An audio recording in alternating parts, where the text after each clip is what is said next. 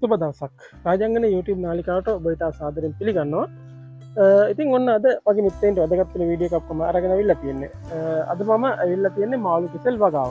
ඉතින් මේ මාළු කෙසෙල් වගාව කොහොමද සම්පූර්ණයෙන්ම සිදු කරන්නේ කියන එක සම්බන්ධයෙන් මූලිකව බිම් සකස් කරගෙන මේ ඉඳලා පැලය සුටවා ගැනීම, පොහොර එකතු කර ගැනීම, ජල සම්පාදනය, ඊට අමතරව මේ වගාවේ නඩත්තු කටයුතු සිදු කරන ආකාරය සහ මේ ඔබට පේන ඇති සාර්ථක කෙසෙල් කැනක් තිබෙනවා. මේ කෙසෙල් කැනක් මේ වගේ කොහොමද හදාගන්න සහ කෙසෙල් කැනක් අස්සන් නෙල්ල තැන දක්වා සම්පූර්ණයෙන්ම මේ වීඩියෝ එකේදී මම කතා කරනවා. ඉතින් මේ වගාවේ ඇත්තටම නඩත්තු කටයුතු ටිකක් අපහසු වෙලා තිබිලා. මොකද පහුගිය කාලේ රාජාංගනයට වී වගාව සඳහා ජලය ලබා නිකුත් කරා. ඉතින් ජලය නිකුත් කරායින් පස්සේ මාසයක් කාලයක් ඇතුළත සම්පූර්ණයෙන්ම වගා කටයුතු අවසන් කරන්න ඕන. අවසන් කරලා ඊළඟට මුර වතුර දෙන්නේ. ඉතින් ඒක නිසා ඒ කාලය තුළදී වී වගාවට තමයි අපේ ගොවි මහත්තුරු මූලිකත්වය දෙන්නේ. ඉතින් ඒ නිසා මේ වගාවේ සුද්ධ පවිත්‍ර කිරීමේ කටයුතු සහ මේ පම්පරල් කැපීමේ කටයුතු මේ වගේ දේවල් ටිකක් අතපසු වෙනවා. මොකද ඒ වී වගාවට ප්‍රමුඛත්වය දෙන නිසා. ඉතින් මේ දේවල් වලට එක දවසක් භාවිතා කරොත් මේ වගාවේ සම්පූර්ණයෙන්ම තනකොළ මැෂිනකින් තනකොළ කපලා මේ පම්පරල් ටික කපන්න පුළුවන්. දෙන්නෙක් විතර දාගත්තා නම් ඉතින් ඒක නිසා මේ වගාව ටිකක් මේ ආකාරයෙන් තියෙන්නේ. ඒ ගැන හිතන්න එපා. අපි කොහොමද බලමු මේ වගේ කෙසෙල් කණක් ලබා ගන්න මුලින් ඉඳලා පියවරෙන් පියවරට කොහොමද මේ වගේ රාජකාරී කරන්න කියලා.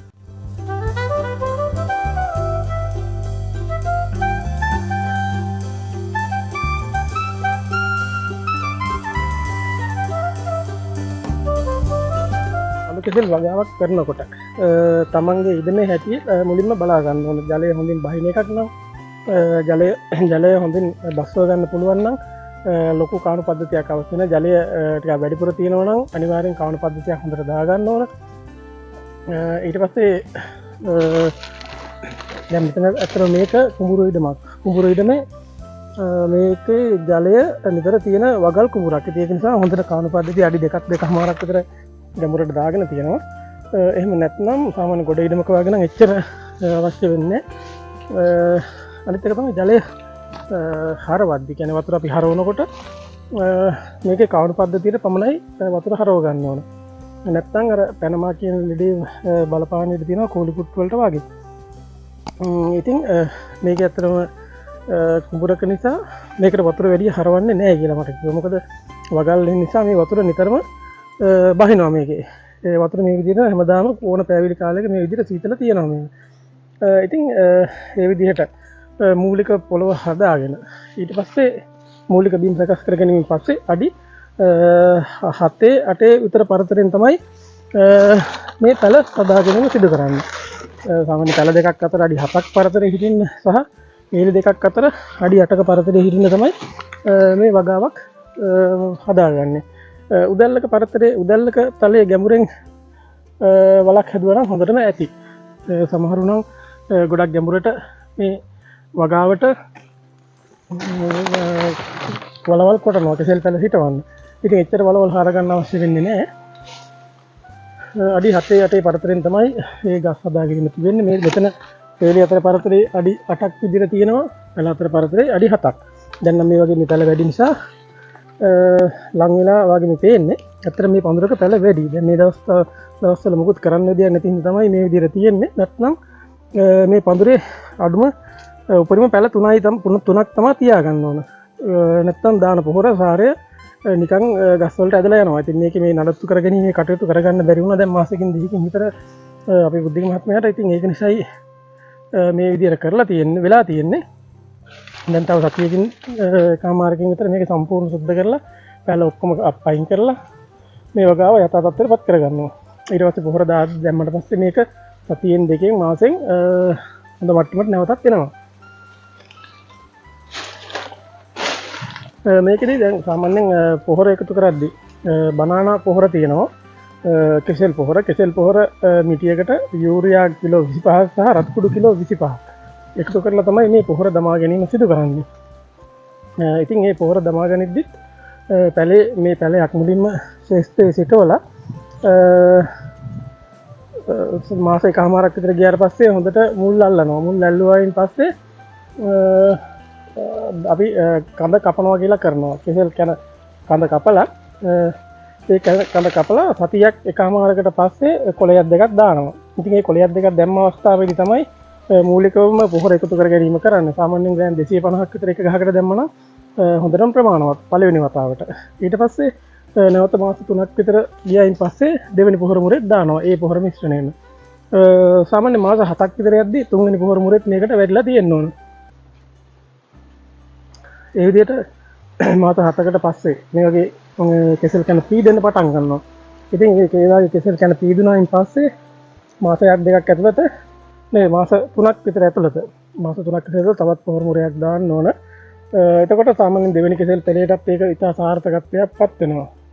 මාළු කෙසෙල් කියන්නේ ලෙඩ රෝග බහුලව බලපාන වගාවක්. ඉතින් ඒක නිසා මේ වගාවේ කෙසෙල් කැන් 4කට එහයින් බොහෝ දුරට බලාපොරොත්තු වෙන්නේ නැහැ. කෙසෙල් කැන් 4ක් කැපුවායින් පස්සේ මේ වගාව ඉවත් කරනවා බොහෝ දුරට. නැත්තම් මේවට අනිවාර්යෙන් විවිධ ලෙඩ රෝග බලපාලා මේ වගාව අසාර්ථක වෙන්න ඉඩ තියෙනවා. එක ගහකට දෙකකට පැනමාල රෝගය ආවොත් සම්පූර්ණම වගාවටම ඉතිනිකව දවස් කීපයකින් පැතිරෙන්න බොහෝ දුරට ඉඩ තියෙනවා.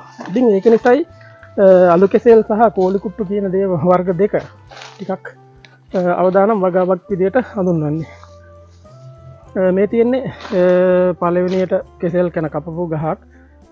ඉතින් එහා පැත්තේ තියෙන්නේ දෙවෙනි ගහ. දැන් දෙවෙනි ගහත් තව ටික දවසකින් පූදිනවා. ඉතින් මේ දෙවෙනි ගහ පූදිනකොට දැන් මෙන්න මෙතන මේ තියෙන පළවෙනි ගහෙන් ආපු මෙන්න මේ කෙසෙල් ගහ නෙමෙයි හරිනම් මේකේ පවත්ත ගන්න ඕන. ඇත්තට මෙතන මෙන්න මේ ගහෙන් එන එහා පැත්තේ තියෙන පැලේ තියෙන්නේ මෙන්න මේ පැලේ තමයි තුන්වෙනි පැලේ විදිහට ගන්න ඕන. මේ පැලේ මුල්ම ගහෙන් ආපු පැලයක්. ඉතින් මුල්ම ගහෙන් එන දෙවෙනි පැල සාමාන්‍යයෙන් පවත්ත ගන්නේ නැහැ. අන්න ඒ විදිහට තමයි මේ වගාවේ පැල පාලනය කරගන්න ඕන. දෙවෙනි පැලේ මේ දෙවෙනි ගහ මේක. ඒ ගහෙන් තමයි තුන්වෙනි ගහ ගන්න. ඊට පස්සේ මේ තුන්වෙනි ගහෙන් තමයි හතරවෙනි ගහ ගන්න ඕන. ඉතින් ඒ විදිහට තමයි මේවා පිළිවෙලට පැල පවත්වගෙන යාම කරන්න ඕන. දැන් මෙතන නම් ඉතින් මේ ගහ හැදුනට ගැටලුවක් නැති වෙයි බොහෝ දුරට. ඒත් අර විදිය තමයි හරියාකාරයෙන් ගහක් හදනවා නම් පවත්වගෙන යන්න ඕන වගාව නිසි ආකාරයෙන්. මාළු කෙසෙල් වගාවක මාළු කෙසෙල් පමණක් නෙවෙයි ඕනම කෙසෙල් වගාවක අපි හදන පළවෙනි පැලේ එච්චර සාර්ථක කෙසෙල් කෙනෙක් වැටෙන්නේ ලොකු කෙසෙල් කෙනෙක් වැටෙන්නේ නැහැ. දෙවෙනි කෙසෙල් කෙන තමයි ඉතා සාර්ථකව ලොකුවට වැටෙන්නේ. ඉතින් ඒක මේ වගාවට පමණක් නෙවෙයි ඕනම වගාවකට ඕනම කෙසෙල් වගාවකට ඒක එහෙම තමයි වෙන්නේ. මොකද පළවෙනි පැලේ බාලවීමක් සිදු වෙලා එහෙම තමයි කෙසෙල් කෙන වැටෙන්නේ. දෙවෙනි පැලේ මෙතන පිහිටි පොළවේ තමයි හැදෙන්නේ මුලින්ම. ඉතින් මේ දෙවෙනි ගස ඉතා සාර්ථකව විශාලව හැදෙනවා. ඒක ඉතින් ඔබට මේ වීඩියෝ වලත් සමහර ස්ථානවලදී දකින්න ලැබෙන්නට ඇති. මම කොටසක් පෙන්නන්නම් මේ විදිහට පළවෙනි ගහ තියෙන විදිහ සහ දෙවෙනි ගහ ඉතා සාර්ථකව ලොකුවට හැදිලා තියෙනවා. ඉතින් මේ වගේ කිලෝ 15 20 හොඳ කෙසෙල් කැන් වැටෙනවා. දැන් මෙතන මේ තියෙන ගහ දෙවෙනි ගහ. ඉතින් මේ ගහේ කෙසෙල් කැනක් වැටුනොත් ඉතා සාර්ථකව ඒ කෙසෙල් කැන වැටෙනවා. පළවෙනියට කෙසෙල් කැන් වැටලා තියෙන ගස්වල ගහ කෙසෙල් කැන ඉතා පොඩි. සාමාන්‍ය කිලෝ 8-10ක විතර කෙසෙල් කැනක් තමයි මේ වගේ වැටලා තියෙන්නේ. මේ කෙසෙල් වගාවේ ජල සම්පාදනය ගැන කතා කරොත් මේ කෙසෙල් වගාවට ජලය ගොඩක් අවශ්‍ය වෙන්නේ නැහැ. ඔබ වගාවේ කාණු පද්ධතියක් හොඳින් කපලා තියෙනවා. මේ කාණු පද්ධතියේ ජලය පිරෙව්වොත් හොඳටම ඇති. මොකද කෙසෙල් ගහට අල්ලන තරම් ජලය පිරෙව්වොත් මේ එක ගහක තියෙන ලෙඩ රෝග අනිත් ගස් වලටත් පැතිරෙන්න ඉඩ තියෙනවා. ඒක නිසා කාණු පද්ධතියට ජලය පුරවලා එහෙමෙන් කණිත් ලියද්දට කඩලා යවන්න ඕන. ඒ ආකාරයට කාණු පද්ධතියට පමණක් ජල සම්පාදනය සිදු කරපුවාම මුල් පද්ධතිය මගින් මේ ජලය අවශෝෂණය කර ගන්නවා. ගොඩක් වියලි කලාපයක නම් තිබෙන්නේ වගාව. සතියකට සැරයක්වත් ජල සම්පාදනය සිදු කරන්න ඕන. සාමාන්‍යයෙන් සීතල ප්‍රදේශයක නම් තියෙන්නේ පොළවේ වේලිල්ල බලලා ජල සම්පාදනය සිදු කරගත්තට ගැටලුවක් නැහැ. කෙසෙල් වගාවන් කීපයක් සිදු කරනවා නම් සාමාන්‍යයෙන් එක් වගාවක භාවිතා කරන උපකරණ, ඒ කියන්නේ පැල ගලවන්න භාවිතා කරන යකඩිනි, මේක පන්රැල් කපන්න භාවිතා කරන පිහා වගේ දේවල් එක් වගාවකට එක් උපකරණ කට්ටලයක් භාවිතා කරනවා නම් ගොඩක් හොඳයි. මොකද එහෙම කියන්නේ මේ වගා එක් වගා ශේෂ්ත්‍රයක තිබෙන ලෙඩක් අනිත් වගාවට බලපාන්න නැති වෙන්න ඒක ගොඩක් වැදගත් වෙනවා. සාමාන්‍යයෙන් සීනි කෙසෙල්, ඇඹුල් කෙසෙල් වගේ දේවල් වලට නම් ඒකේ තරම් ගැටලුවක් වෙන්නේ නැහැ. කෝලි කුට්ටු, මාළු කෙසෙල් වගේ දේවල් වලට තමයි මේක ගොඩක් බලපාන්නේ. මේ වගාවන් වල කැලේ මර්ධනය කර ගැනීම සඳහා තනකොළ කපන මැෂින් එකක් භාවිතා කරලා තනකොළ කපනවා නම් ගොඩක් හොඳයි. මොකද වල්නාශක භාවිතා කරොත් මේ කෙසෙල් ගස් වල අලයටත් ඒ වල්නාශක උරන්න ඉඩ තියෙනවා. ඉතින් ඒක එහෙම වුණාම කිසෙල් ගස්වල ආදායමට ඒකෙන් ලොකු බලපෑමක් වෙනවා. මොකද කිසෙල් ගහ බාල වෙනවයි තෙල් සැරට. ඉතින් තෙල් සැර වැදිලා බාල වුණාට පස්සේ එන කිසෙල් කැනත් ගොඩක් ලොකු කැනක් බලාපොරොත්තු වෙන්න බෑ. කිසෙල් කැනේ ප්‍රමාණය ගොඩක් කුඩා වෙනවා. සාමාන්‍යයෙන් මේ කිසෙල් වගාවක කිසෙල් ගහක් හිටවලා ලොකු වෙන්න සෑහෙන කාලයක් ගත වෙනවා. ආසන්නෙන් මාස 3ක් විතර 3-4ක් විතර කාලයක් ගත වෙනවා. ඒ අතරතුරේ මේ කිසෙල් වගාවන් තුළ යටි වගාවක් විදියට වට්ටක්ක, කැකිරි, පිපිඤ්ඤ මේ වගේ මොන හරි හදලා අමතර ආදායමක් ලබා ගන්න පුළුවන්. ඉතින් මේ දේවල් තමයි මේ කෙසෙල් වගාව සම්බන්ධයෙන් විශේෂයෙන් මාළු කෙසෙල් වගාව සම්බන්ධයෙන් මට ඔබව දැනුවත් කරන්න තිබෙන්නේ. ඒ දේවල් මේ වගාවක් පටන් ගන්න කලින් මුලින්ම ප්ලෑන් කරලා තියෙන්න ඕන. ඉතින් මේ වගාවේ සම්පූර්ණයෙන්ම බුද්ධික මහත්මයාත් සමග සිදු කරපු සාකච්ඡාවක් අපේ රාජාංගනේ කොල්ල ප්‍රධාන channel එකේ අන්තර්ගත වෙනවා. ඒ වීඩියෝව නරඹලා මීටත් වඩා ලොකු අත්දැකීම් ටිකක් ඔබට ලබා ගන්න පුළුවන්. මේ වීඩියෝ එකේ end screen එකේ මම දාලා තියන්නම් ඒ වීඩියෝ එකට යන link එක. පල්ලෙහා ඩිස්ක්‍රිප්ෂන් එකේ දාලා තියන්නම්. ඉතින් මේ වීඩියෝ නරඹලා මේ අලු කෙසෙල් වගාව සම්බන්ධයෙන් මීටත් වඩා ලොකු දැනුමක් ලබා ගන්න කියලා මම ආරාධනා කරලා ඉල්ලා සිටිනවා.